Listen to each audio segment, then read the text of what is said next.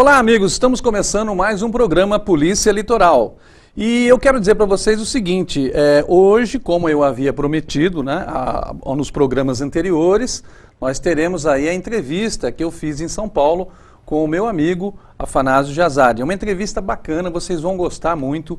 Ele não tem papas na língua, ele fala mesmo, ele inclusive faz duras críticas ao governo do estado e à política de segurança atual que existe em São Paulo. Porque realmente a situação está tão feia, eu tenho falado isso nos programas aqui, e as pessoas estão vendo pela televisão, pela grande imprensa, que a criminalidade está atingindo um ponto que não vai ter mais como controlar.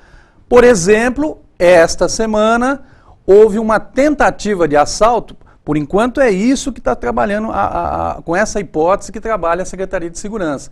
Uma tentativa de assalto ao filho do governador Geraldo Alckmin, a 100 metros do Palácio dos Bandeirantes. O que aconteceu é o seguinte, o filho do governador vinha vindo com o carro dele e estava trazendo a criança, a filhinha que estava na escola. Então o filho do governador, o nome dele é Tomás Alckmin, estava indo para a residência oficial do governador, no Palácio dos Bandeirantes, e do nada um carro que estava à frente deu um cavalo de pau, desceram marginais fortemente armados, e foram em direção ao carro, fizeram com que o carro parasse, né? E foram em direção ao carro do filho do governador. A sorte é que a escolta do governador, do filho do governador, a escolta vinha no carro de trás. Então os policiais, eram policiais militares que trabalham na escolta, também fortemente armados, desceram rapidamente e atiraram nos bandidos. Houve uma troca de tiros intensa. E aí os marginais acabaram voltando para o carro e evadiram-se do local. Então imagina uma coisa, o carro do filho do governador não era blindado, não era um carro blindado, um dos tiros pegou de raspão no carro, segundo as primeiras informações, e aí eu pergunto, e se os bandidos na troca de tiros acertassem a criança, acertassem o filho do governador? Isso foi à luz do dia. Então, a segurança em São Paulo, até para o filho do governador que anda com escolta, tá difícil. Imagina pro Zé Teodoro, o Zé Mané, que mora em Guaianazes, que mora em Itaquera, no Jardim Ângela, na Zona Sul, né? Imagina essas pessoas, os seus filhos andando pela cidade de São Paulo, voltando da escola, eles não têm escolta e os marginais estão atacando e matando essas pessoas. Governador do estado, nós precisamos mudar a política de segurança em São Paulo, porque está chegando uma hora que não vai ter como controlar a criminalidade, como impedir que aconteçam mais crimes. Tem que se colocar, por exemplo, uma ideia que eu dou ao senhor, governador. Faça como fez o prefeito de Nova York, Rudolph Giuliani. O prefeito de Nova York colocou numa cidade, numa mega cidade como Nova York, a maior cidade do mundo, o prefeito de Nova York colocou o tolerância zero. O que é o tolerância zero? Bateu, levou. Vagabundo chegou, trocou tiro, leva tiro. Vagabundo atirou na polícia, atirou no cidadão de bem, vai tomar tiro de volta. Vai pra cadeia por qualquer coisinha. É tolerância zero. E aí, o que acontece? Nesse caso, o prefeito de Nova York, Rudolph Giuliani, conseguiu baixar muito, olha, foi medida lá o índice de criminalidade, ficou extremamente abaixo do que sempre foi. Então, ele não mudou as leis, ele não precisou de mudar a lei no Congresso, ele não precisou de nada. Ele precisou apenas de boa vontade política. Então, governador, o senhor é um cara legal, o senhor é gente boa, governador. O senhor é um cara que realmente tem aí o seu devido valor como governador do estado, o povo reconhece isso, né? Nosso conterrâneo aqui do Vale do Paraíba. Mas faça isso, governador. O senhor coloque aí, mude essa política de segurança. Como jornalista que eu estou dizendo para o senhor, como funcionário público eu não poderia nem chegar perto para falar isso para o senhor, né? Se eu chegar a tentar falar com o senhor, é capaz de me prender. Mas como jornalista eu estou dizendo ao senhor, faça isso para o bem do povo de São Paulo. Meus amigos, eu quero só dizer para vocês que o nosso programa está com a bancada nova, estamos aqui com uma caneca que foi presente do meu amigo Afanásio de Azadi, viu? E eu quero dizer que nós estamos em novo horário, 7h30 da manhã, 11h30 e também às 23 horas pela TV Litoral, canal 18. Esse é o canal que você deve acessar, TV Litoral, canal 18 e canal 116 da TV Canoa. Ou os internautas aí pelo tvlitoral.net, www.tvlitoral.net, pelo YouTube e também pelo Facebook. A gente vai a um rápido intervalo comercial e já voltamos.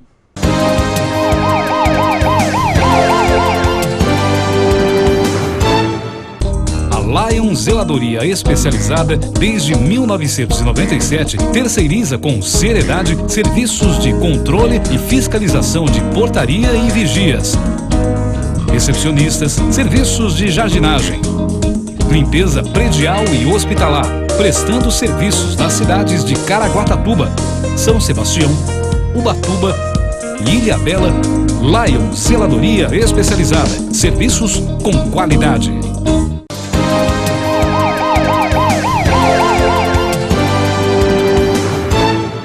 Bem, amigos, já estamos de volta com o programa Polícia Litoral e agora, como prometido, a entrevista com o maior repórter policial de todos os tempos, Afanásio Jazade, meu amigo lá em São Paulo. A entrevista sensacional. Acompanhe agora aí. Olá, amigos do programa Polícia Litoral, estamos aqui em São Paulo e o nosso convidado de hoje é um convidado muito especial. Ele é jornalista, radialista, investigador formado da Polícia Civil, publicitário, advogado, empresário, apresentador de televisão e o deputado estadual mais votado da história do Brasil, Afanásio Jazade. Tudo bem, Afanásio? Tudo bom, caçula. E você esqueceu uma coisa apenas, sou seu amigo. E quero mandar uma saudação toda especial a vocês aí do Litoral Norte.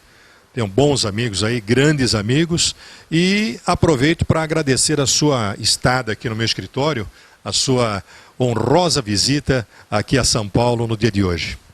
Afanásio, é um prazer muito grande e os amigos telespectadores do Polícia Litoral, de todo o Litoral Norte, e também os internautas que nos acompanham pela internet aí, pelo Brasil afora e até pelo mundo.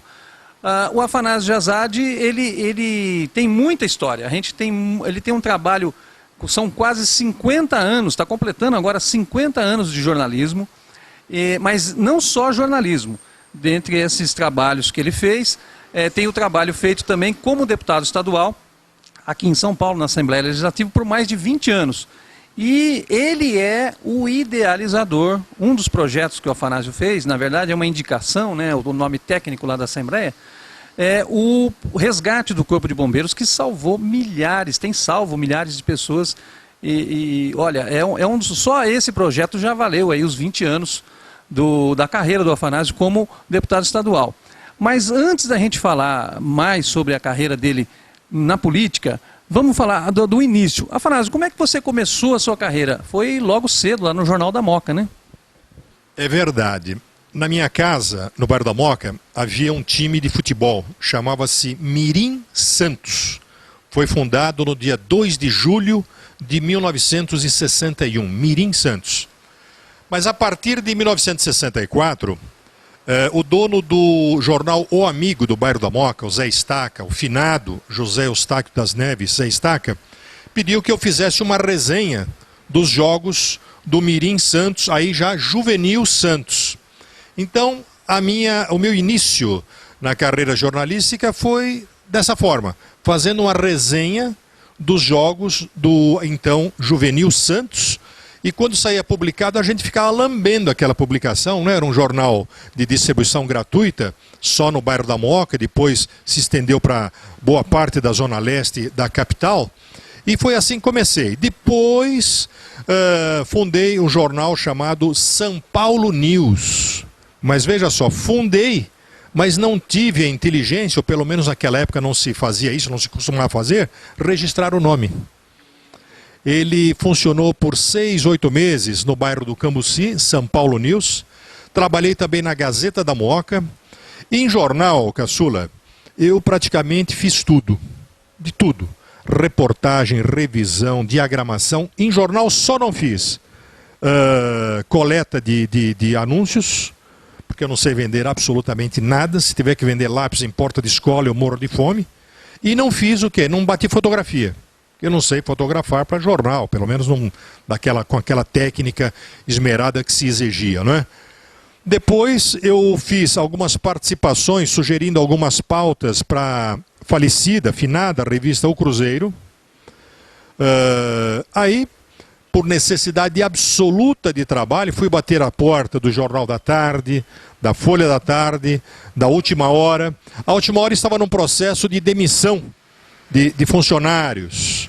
O Jornal da Tarde eu fiz experiência por uma semana, e era a época dos movimentos subversivos, em que o jornalista ia fazer a cobertura, apanhava dos subversivos, porque pensavam que nós fôssemos policiais infiltrados. E a gente levava a borrachada da polícia pensando que a gente fosse manifestante. Mas era a época em que tanto o repórter como o fotógrafo chegavam na redação arrebentados, rasgados, às vezes sangrando, e não tinha aquela história, não, vamos ao sindicato, vamos pedir uma nota de... Não existia isso. Então a gente fazia a notícia, quer dizer, saboreava tudo aquilo. E a Folha da Tarde, ela efetivamente, à época, saía à tarde. Então nós encerrávamos a edição por volta de 6, 7 da manhã e ela já estava ao meio-dia nas bancas, né? Então era saboroso, muito gostoso, muito palpitante trabalhar essa época. Depois, já na Folha da Tarde, eu fui incumbido de cobrir Polícia Federal, só que era a época do AI-5. Então não havia notícia, praticamente tudo era proibido. Então fiquei um mês na Polícia Federal sem ter escrito uma única linha. Aí me transferiram para a Central de Polícia, sala de imprensa da Central de Polícia, no pátio do colégio, aqui pertinho, inclusive, onde estamos gravando nesse momento. Lá eu fiquei um bom tempo e foi onde comecei, então, a ser procurado por outros órgãos para trabalhar também. Ou seja, eu entrei lá pela Folha da Tarde, depois pelo DICS, Departamento de Informações Correspondentes e Sucursais, que precedeu a agência Folhas de Notícias que existe até hoje, do Grupo Folhas.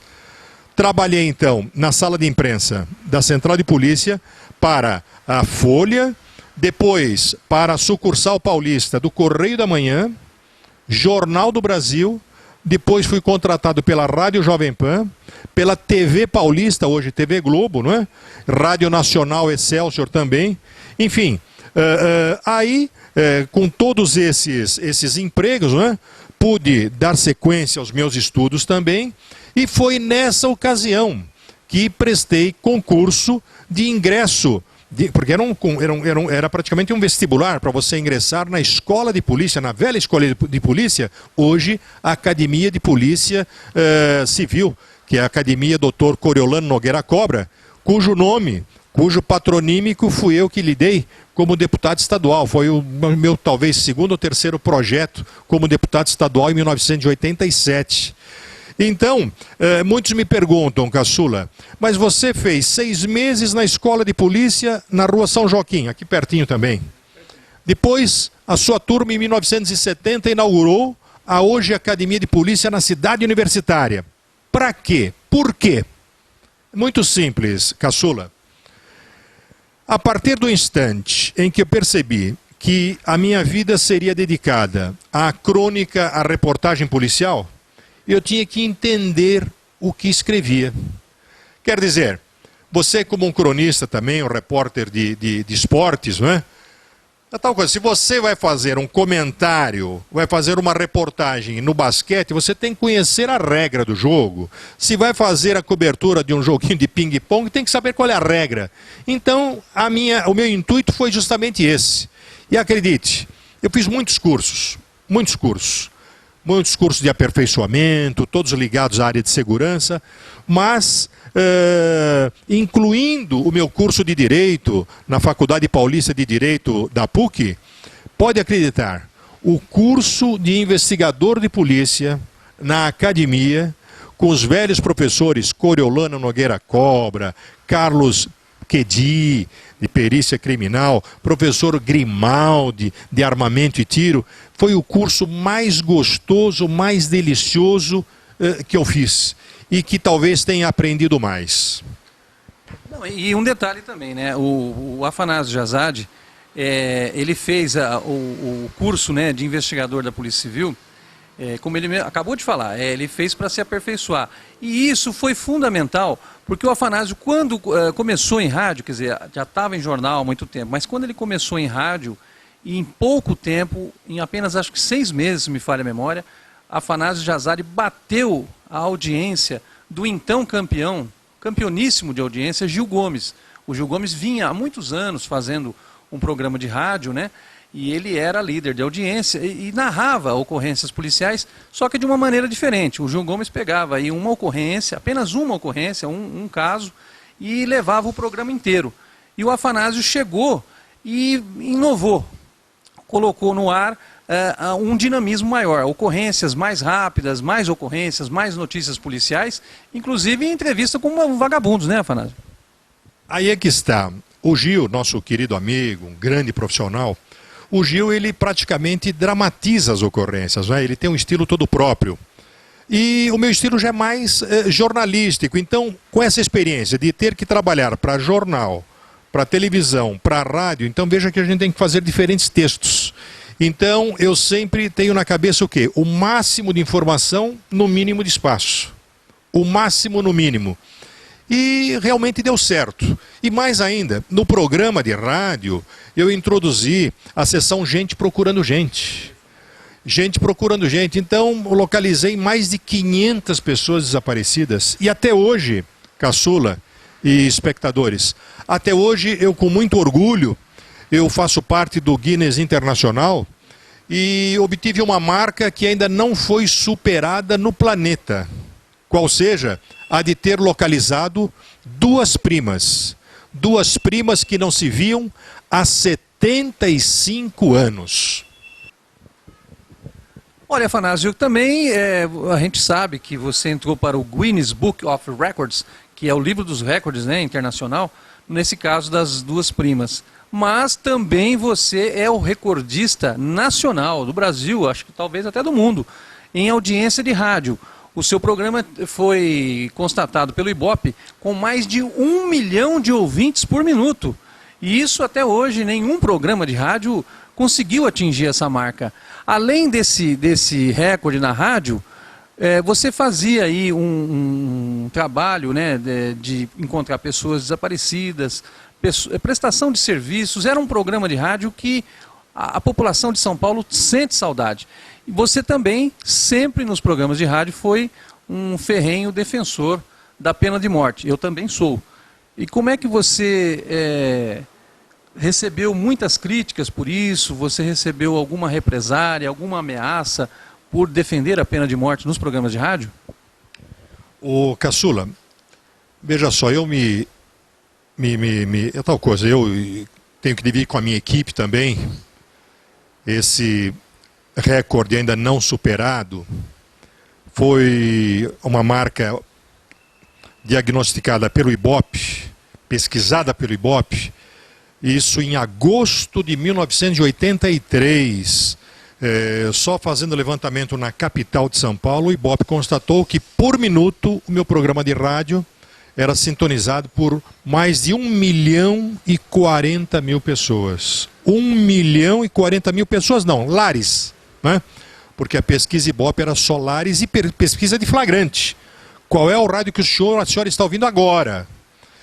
E com muito orgulho, mas não vaidade boba, eu digo o seguinte, que é um número que jamais será superado, porque de 83 para cá, muitas emissoras de rádio surgiram, emissoras clandestinas, emissoras piratas, a televisão começou com a sua programação matinal, então toda essa audiência diluiu. Hoje, para você conquistar 1 milhão de ouvintes, você tem que somar, aqui na capital e Grande São Paulo pelo menos, as audiências de todas as 26 emissoras AM, mais as 37 FMs, e não chega a 1 milhão de ouvintes. Então essa marca realmente, como a gente diz na brincadeira, ninguém rasga. Agora, a sessão de Gente Procurando Gente é uma prestação de serviço. Eu não digo que eu implantei no rádio, mas eu dei mais ênfase, porque o meu programa tinha 2 horas. Então, naquela sistemática de o máximo de informação no mínimo de espaço, eu fazia muitos pedidos, anunciava muitos desaparecidos e, felizmente, consegui reaproximar e localizar várias pessoas que não se viam, que estavam sumidas de casa, enfim. Esse é o trabalho da comunicação. É um trabalho que a televisão não faz. Veja que todos os programas de maior audiência não conseguiram ainda bater o recorde que eu lhe falei, de 75%, de 75 anos, daquelas duas primas que há 75 anos não se viam. Moravam na capital de São Paulo, não tão distantes, e há 75 anos não se viam. E foi graças ao programa de rádio, ao meu, no caso, né, que elas conseguiram se reaproximar. Eu digo televisão não faz porque televisão é outro esquema, é outro estilo, eles querem romancear, dramatizar tal. Então não, o rádio é pim pam pum, enfim, tem que ser desse jeito. O rádio é feito para isso, é para aproximar pessoas, é para divertir, é para aconselhar e, lógico, não digo para formar opinião, mas para que o comunicador dê a sua opinião. Se do outro lado o ouvinte se identificar com aquilo que você pensa, tudo bem, você não vai brigar com o ouvinte. Então, a gente que sempre fez e faz da comunicação a verdade, a gente expõe o que pensa, a gente sofre com isso também. Então você perguntou, problema de pena de morte e tal. Caçula, em 1985, 86, 87, eu cheguei a ser o jornalista, o terceiro mais processado do Brasil. O primeiro, Hélio Fernandes, dono da Tribuna de Imprensa do Rio de Janeiro. O segundo, Júlio Mesquita Neto, diretor do Estadão. E o terceiro, eu. Mas processado, nunca por crime infamante, só por crime de opinião. Veja que quando, em 80, eu implantei o Disque Denúncia, que existe por aí hoje, não, existe há 10, não existe há 10 anos, não. O Disque Denúncia fui eu que implantei em 1980. Também não registrei, hein? Imagine se tivesse patenteado. Mas a ideia não é ganhar dinheiro com isso, é prestar serviço. Então, eu fui acusado na época, por uma certa milícia de esquerda, por alguns padrecos sem vergonhas da época, de querer induzir ou implantar o dedodurismo no país. Por que razão? Gente, na ocasião, quem ligasse para uma delegacia para fazer uma denúncia, o policial queria saber qual é o seu nome, o número do RG e o seu endereço. A pessoa batia o telefone na cara. Então, eu que acompanhava ocorrências, fazia locais de crime, sentia a dificuldade dos policiais em conseguir, nas favelas, nas habitações coletivas, testemunhos. Então passei a incentivar essas pessoas a telefonarem para a minha produção. Olha, você aí que viu, que testemunhou, liga para mim. Não precisa se identificar. Dê o apelido de quem fez isso, o número da placa do carro. E isso eu repassava para a polícia e a polícia sabia como fazer o seu trabalho. E então, foi dessa forma, Caçula, que em um único mês aqui na capital de São Paulo, nós conseguimos ajudar a polícia a desvendar 21 assassinatos misteriosos. 21 homicídios. O programa conseguiu ajudar a esclarecer. Então, estava consolidado o Disque Denúncia. A partir daí, a coisa começou a crescer. O doutor Sembranelli, pai do promotor Sembranelli do caso da Isabela, do Nardoni, o doutor Sembranelli, o velho Sembranelli, ele era promotor do 4º Tribunal do Júri do bairro da Penha. Ele ligou para mim um dia. Afanásio, será que eu posso usar o Disque Denúncia? Que eu estou com 2 salas lotadas de inquéritos aqui de autoria desconhecida. Mas, doutor Sembranelli, qual é o problema? Não, eu queria saber se eu posso usar o Disque Denúncia. Ele pensou que eu tivesse patenteado os direitos. Falei, não, doutor Sembranelli, o que eu puder ajudar também. Então veja que o Disque Denúncia, ele colabora com a polícia. Se hoje a polícia esclarece 80%, 85% dos crimes, pode acreditar, pelo menos 60% são graças a denúncias anônimas feitas pelo Disque Denúncia. E mais, eu só tenho que condenar o governador e puxar-lhe não as orelhas, puxar-lhe o nariz um pouquinho mais. Por quê?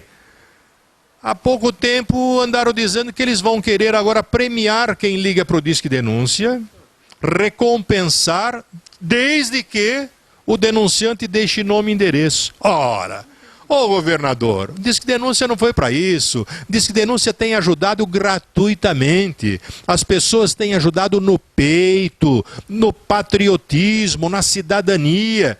Ninguém está a fim de ganhar dinheiro com isso. Então, eu acho o seguinte, ele foi um projeto não, uma ideia vitoriosa, mas desde 1980 foi repetida, foi não digo copiada, mas foi nem imitada, se expandiu pelo país todo e muitos países da América Latina também hoje se utilizam de um telefone para o Disque Denúncia. Olha, isso a gente vai voltar a falar um pouco mais também da parte de rádio, né? Que o Afanásio Jazade, na época em que tinha os seus programas de rádio, ele também cobriu aí para o rádio, para o jornal, as ações do Esquadrão da Morte. Então a gente vai falar sobre isso. Depois do intervalo comercial, a gente já volta rapidinho aí.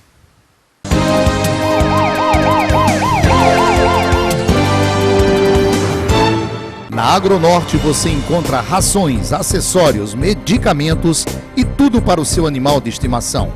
Avenida Rio Grande do Norte, 1145, Indaiá. Telefone 3883-3814.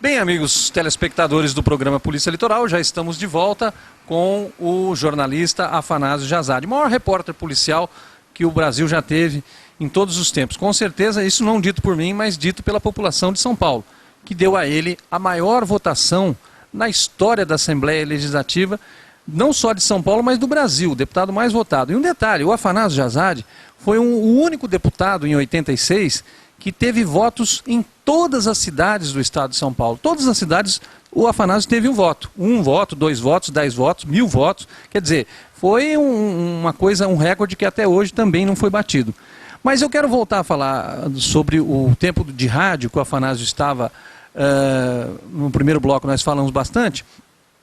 O Afanásio, que é paulistano, do bairro da Moca, família tradicional, tem a origem romena, né? O Afanásio, a família, a origem é romena, mas ele é paulistano da Moca, foi criado aqui em São Paulo, começou no jornal, em rádio, nós já falamos isso no primeiro bloco, mas um detalhe, na época de rádio, o Afanásio também teve uma participação muito grande no caso do Esquadrão da Morte. O Esquadrão da Morte, na década de 70, assolava aí do São Paulo, o Rio de Janeiro, né?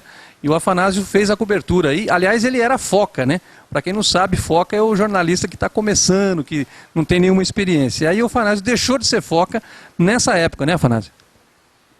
É verdade. Eu passei a trabalhar na sala de imprensa da Central de Polícia, no pátio do colégio, e os velhos jornalistas, né? Ficavam lá lendo jornal, outros jogando uma cacheta, e o novato, o foca, tinha que ficar fazendo ronda, quer dizer, nos telefones lá, ligando para as delegacias para saber se tinha novidade ou não.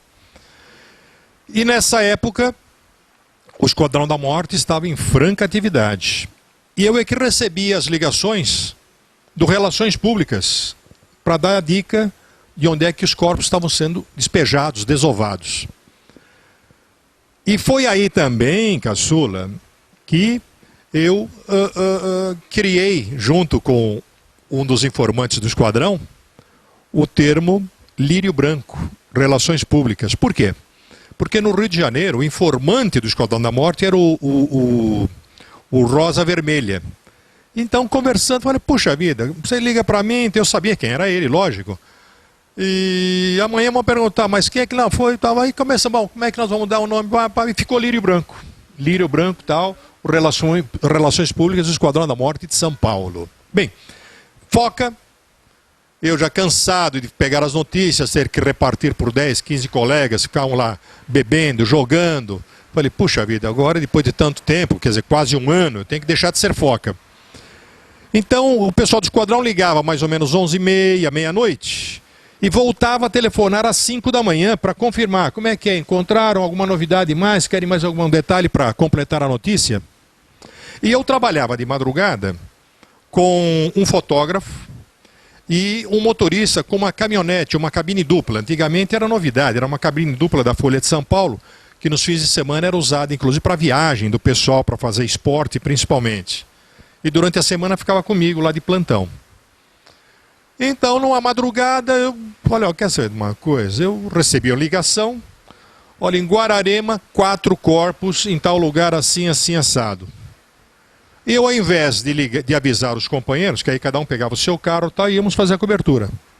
Eu disse que ia até a Praça da Sé fazer um lanche, saí com o meu fotógrafo, peguei o motorista e fomos para a Via Dutra, para Guararema. No local indicado, os 4 corpos, fotografamos e na hora de voltar, falei, não, pera um pouquinho, pera aí, eu não avisei, agora eu vou direto para a redação para fazer a matéria. O esquadrão vai ligar de manhã, eles vêm cedo com luz do sol, vão fazer fotos até melhores. Não, faz o seguinte, abre o camburão aí, o Santana era o motorista, Santana, abre o camburão. Como? Vamos botar os corpos aqui, colocamos os corpos no carro da Folha, fizemos a volta para São Paulo, que estava na margem São Paulo-Rio, depois de 1 quilômetro largamos do outro lado da estrada. E fui direto para a Folha para fazer a matéria. E na ocasião, a Folha é quem distribuía os jornais Folha de São Paulo, a Folha de São Paulo, logotipo estrelinha azul, que era da tarde, a Folha da Tarde, a Última Hora, Cidade de Santos, enfim, fiz a matéria na redação e não passei para o pessoal da sala de imprensa. Quer dizer, quando do esquadrão ligaram às 5 da manhã, eles foram para lá, mas não encontraram nada, então tinha muito trote. Muito trote. Tanto que muita gente ligava para mim, olha, aqui é o lírio branco, tem tal. Falar, vai dormir, rapaz. Eu já sabia, não era com ele. Então, quando eu chego na noite seguinte para trabalhar na sala de imprensa, nossa, estavam me esperando de porrete na mão. Diário Popular, Diário da Noite, o Pop, Estadão, todos tinham sido furados. E os jornais do Grupo Folha são aqueles 4 corpos, né? Enfim, aí então eu deixei de ser foca na sala de imprensa lá da Central de Polícia. E olha, nessa época também, é interessante essa história, viu? Para que os telespectadores jovens aí, que não sabem, não acompanharam o que era o Esquadrão da Morte, eles matavam bandidos, né? Matavam bandidos, pessoas relacionadas a crimes, né? E depois avisavam a imprensa, foi o que o Afanásio falou. E aí eles iam até... A imprensa ia até o local, filmava, fotografava, enfim, fazia a cobertura. Mas o interessante também é que o Afanásio de Azade, um pouco antes talvez dessa época, em 1970, ele criou um vocábulo que existe até hoje, que é quando um menor, né, um menor de idade, ele sai roubando, assaltando as pessoas pelas ruas de São Paulo. O Afanásio criou esse vocábulo que é o trombadinha. Você que criou esse vocábulo e ficou até hoje. Todo mundo até hoje trata os menores infratores como trombadinha, né? É verdade, Caçula. E foi muito interessante. A essa altura eu já trabalhava na sala de imprensa da Central de Polícia no período da tarde. Eu fazia academia de polícia de manhã, saía da academia, ia para a central, da central ia fazer meu curso noturno de administração de empresas, né? Então o que acontece? Eu chegando por volta de uma e pouco, eu passava primeiro na sala do delegado, que era a primeira sala, lá na Central de Polícia, no pai do colégio, tinha depois a sala do escrivão, ia saber das notícias, das novidades, e a sala de imprensa ficava no fundão. Nesse dia, quando eu chego para trabalhar, eu vejo que a sala do plantão do delegado estava lotada, né? E os policiais lá, guardas civis, soldados da Força Pública e outros civis estavam dando gargalhada. Falei, ué, mas que negócio? Esperei lá para ver que conversa é essa aqui, que farra é essa aqui no plantão, né? Mas era um cidadão, um senhor baixinho italiano, ele tinha sido vítima de marginais no centro.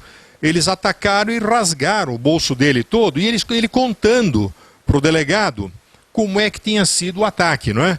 Então ele dizia, mas doutor, então veio um pequeno pela frente e outro por trás. E não sei, com aquele jeito de sotaque, gesticulando bastante italiano, não é? E aí um veio e me deu uma trombada pela frente, outro trombada, uma trombada, um trombadinho assim. E nós da imprensa, nós registrávamos aquilo, era o golpe do cavalo doido. Então esse tipo de ataque, quando eles enturmam, um vem de frente e dá uma pancada, a pessoa cai, chamava-se golpe do cavalo doido. Então veja, para escrever golpe do cavalo doido, eu falei trombadinha, então eu coloquei trombadinha e entre parênteses golpe do cavalo doido. E óbvio, para o jornal, trombadinha é bem melhor, né, e curto e grosso do que o golpe do cavalo doido. E pegou, trombadinha. Então todo ataque nesse sentido aí, não é? De grupo, um vendo por trás, tal, pegando mulheres, pessoas idosas principalmente, então tornou-se o golpe, não do cavalo doido, mas o golpe do trombadinha. E é um detalhe, é usado até hoje, esse termo ficou para sempre, né? O Afanásio, eu queria te perguntar uma coisa importante. É o seguinte, você foi, já falei isso aqui, e eu quero repetir sempre para o telespectador, porque não é fácil. Uma campanha para deputado estadual é uma campanha que exige muito esforço, muito dinheiro, e também tem que ser uma pessoa que tenha um trabalho social já feito. Então o Afanásio já tinha esse trabalho feito no rádio, por isso que em 1986 ele saiu candidato a deputado estadual e foi o mais votado da história. E o Afanásio tinha o caminhão Sela. O que é o caminhão Sela? Era um caminhão que passava pelas ruas de São Paulo com pessoas, artistas, né, evidentemente, dentro de como se fosse uma cela com roupa de presidiário, né, e cantando uma música em homenagem à segurança, porque a segurança é nossa, bandido é na cadeia, gente boa é na rua. A segurança é nossa, a liberdade é sua, bandido é na cadeia, gente boa é na rua. Esse era o bordão da música. Por quê? Porque a criminalidade em 1986 já estava absurda. Hoje está incontrolável. E é isso que eu ia te perguntar, Afanásio. Como você vê hoje a criminalidade em São Paulo? Tá difícil, né? A cada dia mais crimes, inclusive por menores, né? Crimes de sangue. Caçula, eu, como vocês veem, não tenho nada de pitonisa. Eu muito menos sou bidu. Mas tudo aquilo que a gente, há cerca de 30 anos ou até mais, vem apregoando, vem advertindo, não é para fazer sensacionalismo, é a pura realidade.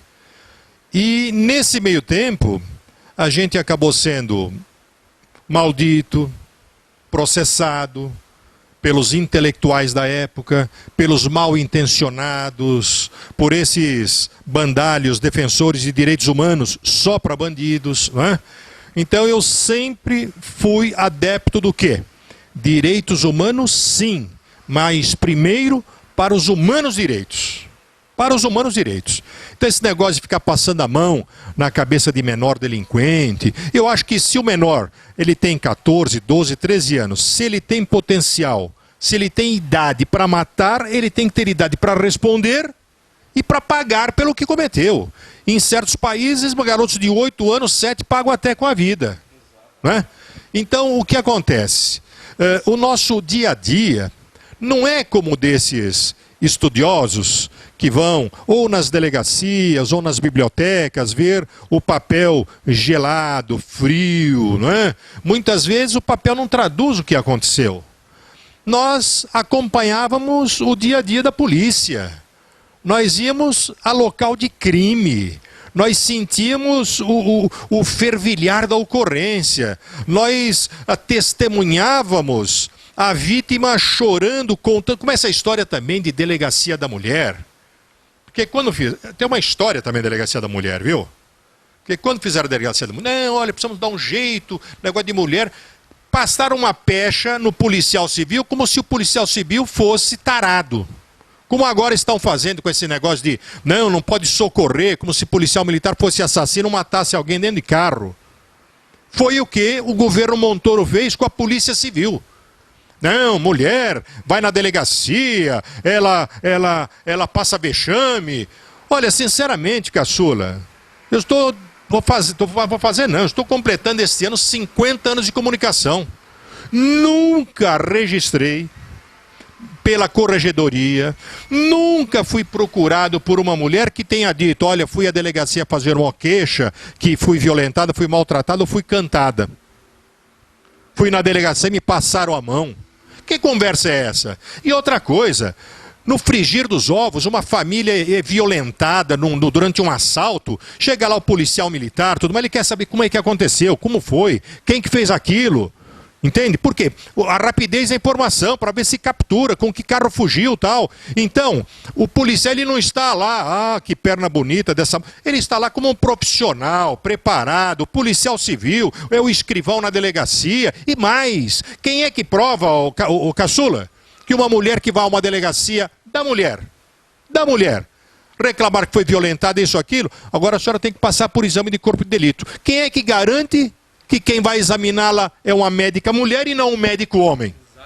Então, isso é uma estupidez. Então fiz esse negócio de delegacia da mulher, e aí queriam o seguinte, a delegada mais categorizada na época era uma negra, a doutora Clementina. Aí, não, ela é negra, temos que arrumar uma... Aí arrumaram uma delegada loirinha, doutora Rose, que era secretária do delegado Celso Teles. Durante o tempo todo foi maçaneta do Celso Teles. Então eles queriam dar, não, temos que... Então, gente, vamos parar de hipocrisia. E é o que estão fazendo hoje com a polícia. Não, se teve tiroteio não pode socorrer, tem que chamar SAMU, tal, e o sujeito morre na rua. Quer dizer, estão colocando a pecha hoje como se todo policial militar fosse um assassino em potencial. Então, contra isso que a gente batalha, denuncia e é castigado. Como? Com processo. Agora, o processo intimida. Se você está com a verdade, não me intimida. Só que te dá trabalho, te dá encheção de saco, te faz perder dinheiro, tem que contratar advogado, não sei o quê, você fica pendurado aqui, ali e tal. Um aborrecimento. Eu cheguei a ter mais de 80 processos contra. Então, você imagine, dia sim, outro também tinha que ir a fórum. Então faltava uma testemunha, não, a audiência foi cancelada, transferida. Aquilo era um aborrecimento total, compreende? Mas não conseguiram me vergar, absolutamente. E, com tudo isso, a gente comprovou que o que nós falamos há 30 anos ainda está de pé. Quer dizer, autoridades frouxas, covardes, escolhem mal os seus secretários de segurança, por quê? Eu não entendo até hoje que um governador escolha como secretário de segurança um promotor público, quando tem coronel da PM, delegado da Polícia Civil, tem investigador de classe especial. Por que o promotor? E pior, verdadeiros olhos de vidro, que não entendem rigorosamente nada. E a partir do instante que começarem a entender alguma coisa, já tem que ser substituídos. Então, isso é a frouxidão, é a safadeza, é a covardia de certos mandatários.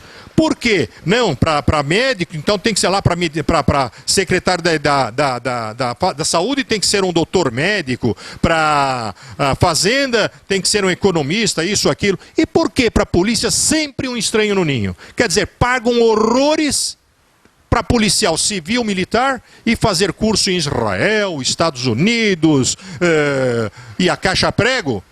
E quando tem que usar esses homens aí, eles são proibidos. Quer dizer, chega um governador e fala, olha, não pode dar tiro de borracha. Mas quem é ele para saber se naquele momento tem que dar tiro de borracha ou não? Quem é ele para dizer que não, você não pode socorrer? O que é isso?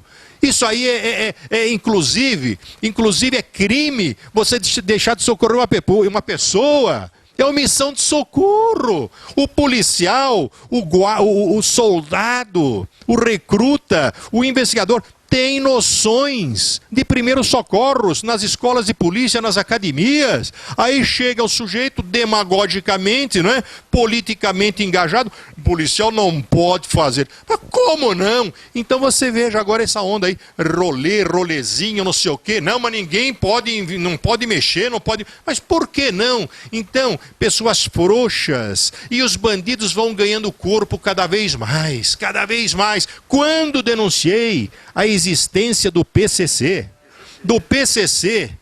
o para mim nada saudoso Mário Covas dizia o seguinte, isso é uma escola de samba que estão formando. Quando aí no Vale do Paraíba, houve uma rebelião, cortaram a cabeça de um preso e jogaram no colo de uma juíza corregedora, ela teve que ficar 8 meses fazendo tratamento psicológico, ou psiquiátrico, sei lá. Esteve aí como presidente da CPI do crime organizado? Muito tempo. Quando, no dia 9 de julho de 97, explodiu aquele avião da TAM, que caiu aquele cidadão, aí me ligaram do jornal Vale do Paraibano, poxa, aconteceu isso, o que o senhor... Eu era presidente da CPI. Eu falei, bem, como no aeroporto de São José dos Campos ninguém é revistado, essa bomba perfeitamente pode ter entrado com algum passageiro, e não deu outra.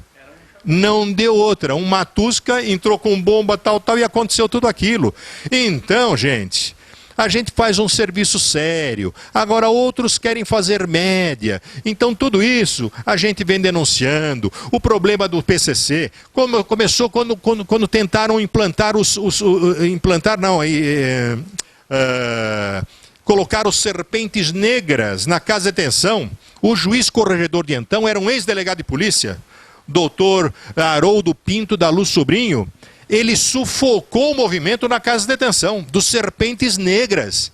Essa foi a sementinha do PCC. Eu era presidente da CPI, estava numa audiência, quando a repórter Fátima Souza, na época na TV Bandeirantes, me traz o estatuto do PCC. Eu, na ocasião, não pude ver, que estava presidente da sessão. Mais tarde, no meu gabinete, quando li aquilo, imediatamente me comuniquei com o governador e com o secretário de administração penitenciária, João Benedito de Azevedo Marques, um ex-promotor também. Nossa, que droga! Ele me dizia o seguinte, deputado, isso aí está tudo sob controle e tal. Eu achei tudo aquilo um absurdo. E veja, caçula e espectadores, o primeiro comando da capital é a única organização criminosa, talvez, do mundo, que tem o seu estatuto no Diário Oficial. Eu fiz publicar. Como? Eu peguei aquele estatuto, como eles não acreditavam, por telefone, sabe como é que é? Você fala, depois eles desmentem, eu falei, não, vou publicar aqui como um requerimento de informação, quero que a Secretaria de Administração Penitenciária me explique isso, justifique. Então, no dia 15 de maio de 97, no Diário Oficial do Estado, está lá o Estatuto do PCC. E no dia 17 de maio também, porque saiu com erro na primeira vez, pedi que republicasse. E aí, o governador me disse, sabe o quê? Você viu só um manuscrito com tanto erro de português? Falei, governador Cova, o senhor queria que eles contrassem o Miguel Reale para redigir? Então vejo a cabeça desses ananases, verdadeiros criminosos, quer dizer, conspiram contra a população, estavam no governo só para pensar nos seus bolsos. Veja aí agora o problema da Halston, meteram a mão aquele Robson Marinho, que é daí da região de vocês também, tremendo de um bandido, segundo denúncias, né? Circula por aí, mas sem tornozeleira por enquanto, continua circulando, e é um homem que cuida das contas do estado de São Paulo, gente. Então, quer dizer, eles têm que calar a nossa boca. A gente sabe demais. Eles sabem por relatório, por mentiras, por picuinhas, por gente que vai fazer fofoca na orelha. E nós sabemos no dia a dia, frequentando, ouvindo polícia civil, militar, perito, isso, aquilo. Então, nós somos inconvenientes em determinados momentos. Ou sempre, não é, Caçula? É verdade, Afanásio. E olha, a gente já falta só apenas um minutinho para terminar esse bloco. Olha, tem tanta coisa para falar do Afanásio de Azar, nós não falamos nem um terço das conquistas que ele fez para o povo de São Paulo, do trabalho que ele fez em 50 anos de jornalismo. Olha, é muita coisa, inclusive eu já quero deixar o convite no ar para que você compareça um dia em Caraguatatuba, comer um peixinho com a gente. E a gente fazer uma entrevista lá no estúdio também, ou até aqui em São Paulo, não tem problema, a gente faria uma outra entrevista, porque tem muita coisa para falar. Afanásio, uma pessoa muito querida lá pela Polícia Civil do Litoral Norte e do Vale do Paraíba, o Dr. João Barbosa Filho, mandou um grande abraço a você, seu amigo pessoal também, corintiano que nem nós, né? E eu queria que você deixasse aí uma mensagem para os telespectadores do programa Polícia Litoral. Dr. João Barbosa, um grande amigo, comunicador também, diretor do DEINTER aí do Vale do Paraíba, não é? Eu soube que, na medida do possível, tem feito das tripas o coração para melhorar a segurança aí na área, não é? Porque realmente a bandidagem está à vontade, impune, ciente de que se polícia gritar um A, eles gritam 2 Bs e sobra para o policial civil ou militar. Mas, doutor João, olha, desejo uma grande gestão à frente aí do DI Inter 1 e aos seus colaboradores também. Ele também é um grande corintiano, como nós, né, Caçula? E que o Corinthians não nos deixe com o coração tão agitado esse ano, né? Já, bom, a luzinha já foi pro papo, não é? Agora, breve estarei aí, viu? Tenho muitos amigos, bons amigos, grandes amigos, como o Dr. João, o Caçula aqui, e será uma boa oportunidade para revê-los, viu? Um grande abraço, mas um grande abraço mesmo, e considerem-se vocês homenageados. Muito obrigado, viu, Afanásio? Prazer em estar aqui com você, no seu escritório aqui. Nós estamos no centro de São Paulo, é uma tarde agradável hoje aqui, e fomos muito bem recebidos pelo Afanásio, em cima do metrô, e recebidos muito bem também pela assessoria do Afanásio, e agradecer de coração, você faz falta na Assembleia Legislativa. Eu sei, o Afanásio não quer voltar mais para a vida pública, né? Hoje ele se dedica à família, Afanásio é casado, tem os seus filhos, tem aí as suas atividades, tem uma empresa de helicópteros, inclusive. O Afanásio, ele faz falta, mas o que ele fez, principalmente o resgate dos bombeiros, vai ficar perpetuado para sempre aí, não só no coração dos paulistanos, no coração das pessoas do estado de São Paulo, mas de todos nós, policiais civis e militares, jornalistas, que acompanhamos aí sempre a carreira e o trabalho do Afanásio. Afanásio, obrigado, um grande abraço, espero vê-lo em Caraguá. Muito obrigado, Caçula, pela visita, e você disse bem, se em 20 anos como deputado estadual eu tivesse idealizado apenas o projeto Resgate dos Bombeiros, eu já me daria por satisfeito. Em 20 anos não foi só isso, mas isso foi o mais importante. Resgate que a todo instante, a toda hora, socorre e salva vidas. Contei aqui para o Caçula, para o seu companheiro de equipe, a história do resgate. Um dia ele conta para vocês. Muito obrigado pela gentileza, muito obrigado pela paciência de ter me aturado. Sei que vocês gostam bastante do Caçula, pelo prestígio, pelo programa gostoso, agradável, sincero, honesto, que ele leva para vocês aí no Vale do Paraíba. Então, a casa é de vocês e, se for possível, quero sim estar pessoalmente para abraçar um a um os amigos aí da região. E vocês sintam-se em casas. Tenho aqui no Afanásio um grande amigo, sempre e a qualquer hora. Muito obrigado. Tá aí, obrigado, Afanásio. Com imagens de Aloysio Felipe para o programa Polícia Litoral, aqui de São Paulo, em Serra, João Casemiro Caçula. A segurança é nossa, a liberdade é sua. Bandido é na cadeia, gente boa é na rua.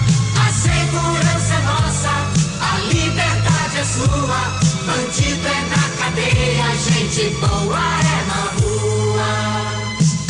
Quando é que vamos perceber que estamos sendo aprisionados em nossas casas sem saber o que fazer se a gente tenta abrir todas as janelas, portas, trincos e tramelas, cadeados, desencadear esta corrente agora eu vou, pois segurança também é amor.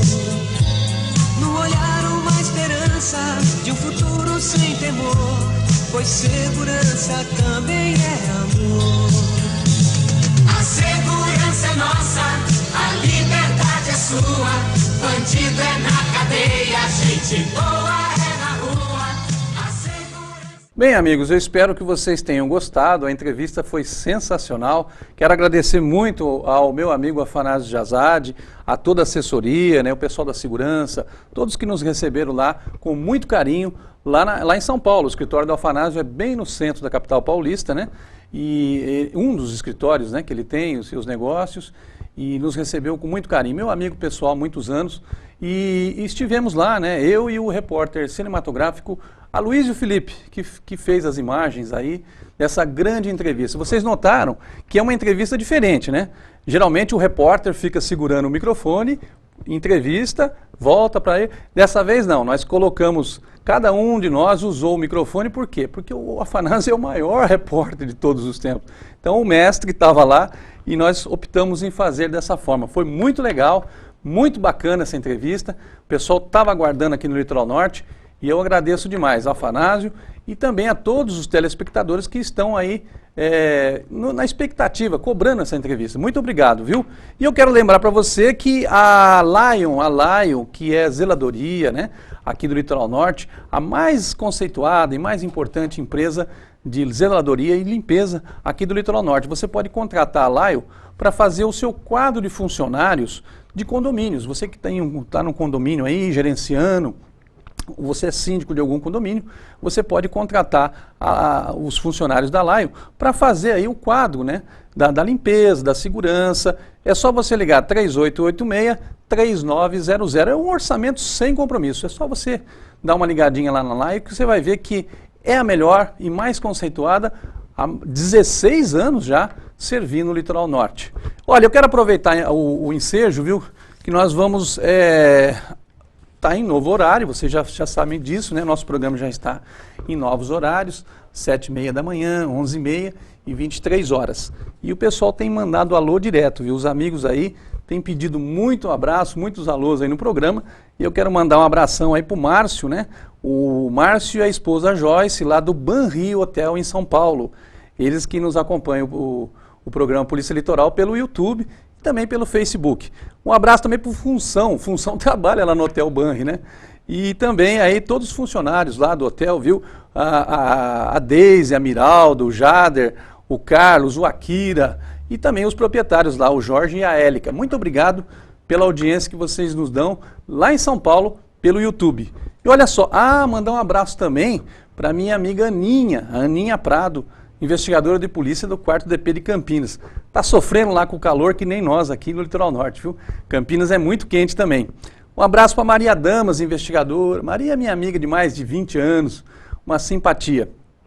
E o Alan Ramos, que ele é supervisor de segurança de um condomínio aqui no Litoral Norte. Um abraço para o Alan também.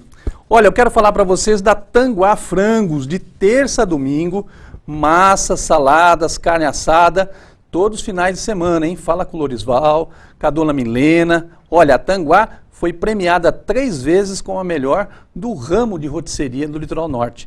Avenida Engenheiro João Fonseca, número 174, bem no centro de Caraguá. Para encerrar o programa, eu não poderia deixar de falar do cartório. O cartório de notas e anexos do Dr. Jordelino mudou de endereço, todo mundo já sabe. Ele está agora na Avenida Campos Sales, número 114, no bairro do Caputera, pertinho da rodoviária ali, viu, de frente à estação de tratamento e água da Sabesp. E ali você vai encontrar todos os serviços relativos a cartório, principalmente com diz respeito a transferência de veículos, escrituras, né, reconhecimento de firma, tudo ali. Mas agora um detalhe, o cartório tem amplo estacionamento. Vale a pena você ir lá no cartório agora, você não tem mais aquele problema que havia no centro, de parar o seu carro, de ter dificuldade para estacionar. Então o cartório de notas está ali para bem atender você, viu? Olha, eu queria agradecer a grande audiência, um grande abraço a todos, muito obrigado. O programa Polícia Litoral está cada vez mais dinâmico. E um detalhe, bandido aqui não tem vez. Aqui o bandido sempre vai levar pior enquanto eu aqui estiver. É cana nele, mora, é vagabundo na cadeia e gente boa é na rua. Grande abraço a todos.